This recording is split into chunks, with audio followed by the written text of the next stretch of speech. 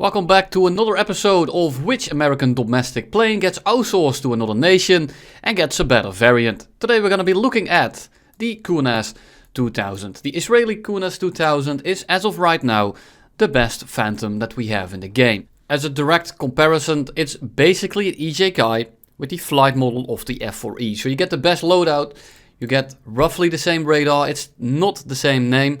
They're not the same in real life, but in game as of right now, they both have the same stats.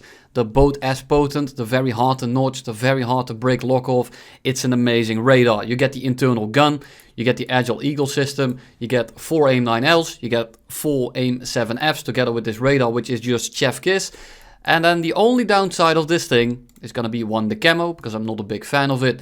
And secondly, the engines. The engines on the FGR as well as on the F4J are slightly better. And this is really the only downfall of this vehicle. Other than that, these two planes are roughly the same. But you have a gun pod, and the gun pod is going to be slowing you down a hell of a lot. You get the same radar as you do on the F4J, which is just not as strong as the EJK or the Kurnass 2000 radar.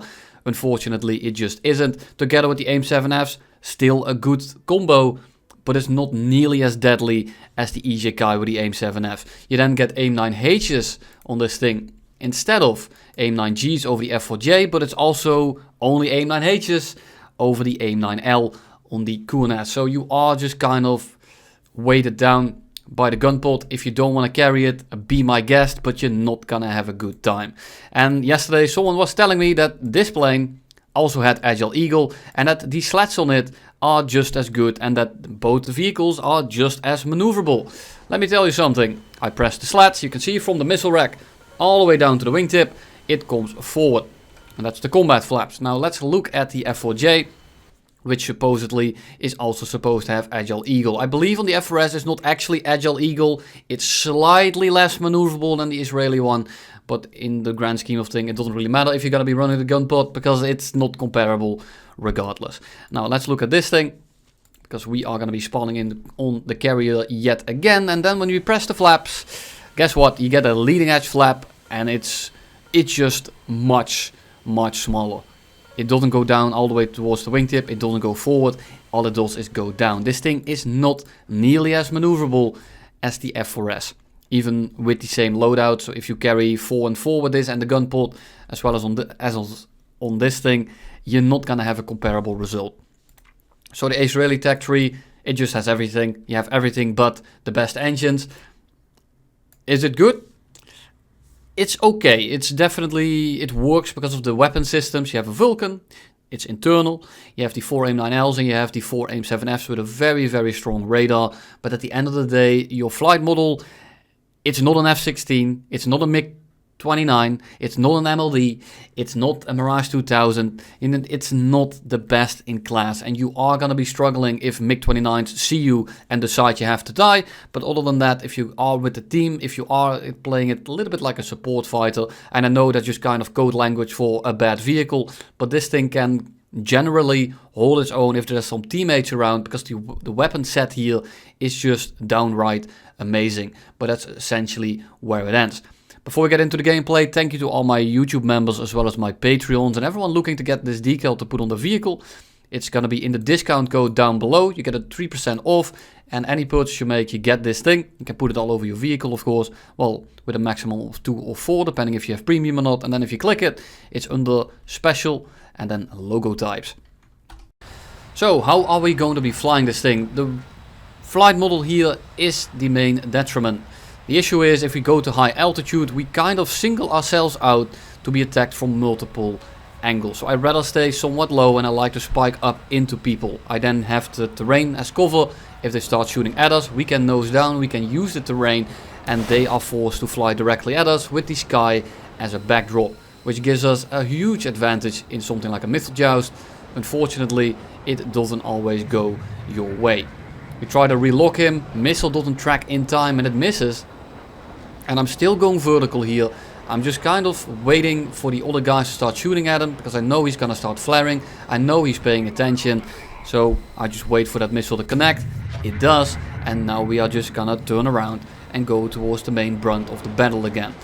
We spike someone And I know that he's gonna be shot at by my friendly, so I know that he's gonna be flaring the F-16. I know that he's gonna be trying to chaff. I know that he's gonna go evasive. The second they pass each other, I was ready with a heat seeker, and that very likely would have hit him because he's so busy looking at someone else that he probably isn't aware of us. We shoot a missile in the head-on, we try to dodge his missile, we succeed in that, and we hit a Sparrow directly in the center of his plane. And I have noticed that lately radar missiles have been giving me a hell of a lot of crits. 27 ERs, Phoenixes, and even the AIM-7Fs, they just give me crits very often. And this time it gave me a kill, but it's not always the case. So we go into the middle of the map, and I'm not feeling too good. I don't have a hell of a lot of speed, and F4EJ comes in, we dodge him, and we then go head on with the F-14. And the F-14 kind of needs to die here. I notice him firing a missile at us, we go low, missile gets dodged, he goes a little bit too high. He pays for his sins, he goes down, and F-14s are just an absolute nuisance in this thing, so I'm really glad that he's dead. I really love shooting people, and this really just translates into having fun in game as well. So we shoot down the F-14, and now we go towards the middle of the map, and you can tell that this game is essentially already won. We don't really have to do much anymore, there's only an F4EJ left, and we are going to be locking him up. We fire the missile, and as the missile is in the air, he gets set on fire. A little bit unlucky, sorry for the team kill, and then we kind of go on our merry way. CL-13 right in front of us, might as well launch a missile over. There's only one guy left and we have like 3,000 teammates around. So let's just fly towards the last guy in the enemy team. He is closing very rapidly, and all we have to do now is make sure that we get the first shot off. He gets close, aim 9L from like 5 kilometers. And I mean, he's not flaring, he's not really doing much. That missile is gonna have a very easy time. That guy team killed me and then told me to cope, so make sure you tell him to cope in return, will ya? So, next match, and we just fly into the middle of the map, and it's the basically same thing over and over again. You just want to have your ass clear, you want to make sure that you are the aggressor, and you are never really defensive, because the second you do, you basically turn into that MiG-29. You're not gonna have a great time. You can dogfight some stuff, like the MiG-23M is somewhat doable, and there are some lesser planes that you can somewhat hang with, but all the new stuff, basically everything that's a higher BR than you are just gonna have a horrible time altogether, and I don't really recommend it. The AIM-7F, the F-14, and then we shoot a second off. I mean, there's really not much to talk about here, because these guys have no idea how to dodge these missiles. That's 2 F-14s down, as well as a MiG-29 that decided to hug a tree.